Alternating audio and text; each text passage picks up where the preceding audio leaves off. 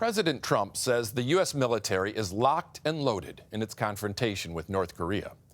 But how exactly would all that firepower be used? Here's David Martin at the Pentagon. Behind the fire and fury rhetoric, there is one very hard fact captured in this picture of the Secretary of Defense visiting the ballistic missile submarine USS Kentucky. If the U.S. were to unleash its military power against North Korea, it would result, in Secretary Mattis's words, in the end of its regime and the destruction of its people. Compare U.S. nuclear forces to Korean nuclear forces. Well, there's just no comparison whatsoever. Before he retired, Admiral James Winnefeld was the vice chairman of the Joint Chiefs of Staff, the number 2 man in uniform during the Obama administration. He knows that one submarine, like the Kentucky, can by itself carry enough nuclear weapons to annihilate North Korea. Were Kim Jong-un, for whatever reason, to launch a nuclear weapon at the United States, would he, in essence, be committing suicide? Absolutely. I mean, there's just no question that we would undertake a proportional response. But in the case of a nuclear weapon, that proportional response would be overwhelming and would probably mean the end of the Kim regime. And he knows it. But people say this guy's different. Young, brash, unpredictable. Do you think the logic of overwhelming force really means much to him? I think it does.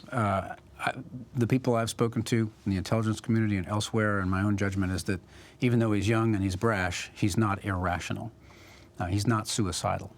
But Kim knows one other thing. Even in defeat, he could cause horrendous destruction to his enemies in South Korea. As Defense Secretary Mattis made clear to John Dickerson of Face the Nation in his only television interview. A conflict in North Korea, John, would be probably the worst kind of fighting in most people's lifetimes. Kim would take tens, perhaps hundreds of thousands of innocent people down with him. The North Korean regime has hundreds of artillery cannons and rocket launchers within range of one of the most densely populated cities on Earth, which is the capital of South Korea. Kim, like his father and grandfather before him, has lived under what he believes to be the constant threat of an attack from the South.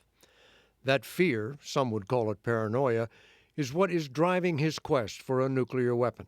He wants to have what we would view as a credible nuclear threat, so we won't attack him, which is sort of ludicrous because we don't have any intent to attack him in the first place. So this is his great equalizer against the great American superpower. It's his insurance policy, in his view. Although Kim has tested missiles with a range great enough to hit the United States and is credited with being able to produce a nuclear warhead small enough to go on top of those missiles, he is not yet insured.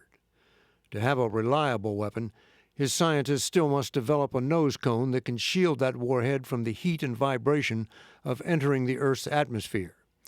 The Pentagon's Defense Intelligence Agency estimates that could happen as soon as next year. Eventually, they're going to get there. They constantly test their systems. So the day is coming. It is. The U.S. military has been preparing for that day for the past 15 years, spending $40 billion on radars and interceptor missiles to shoot down an incoming North Korean warhead. Earlier this year, the ballistic missile defense system shot down a mock North Korean ICBM launched from an atoll in the Pacific. No system's perfect, to be sure, but I've got a lot of faith in that system.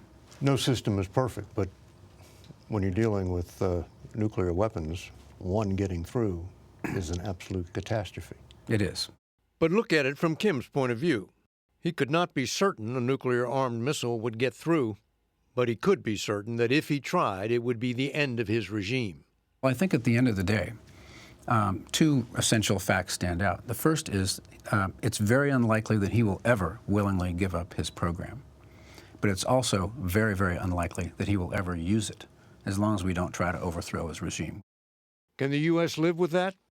It's up to the commander-in-chief, who has said he will not allow North Korea to threaten America or its allies.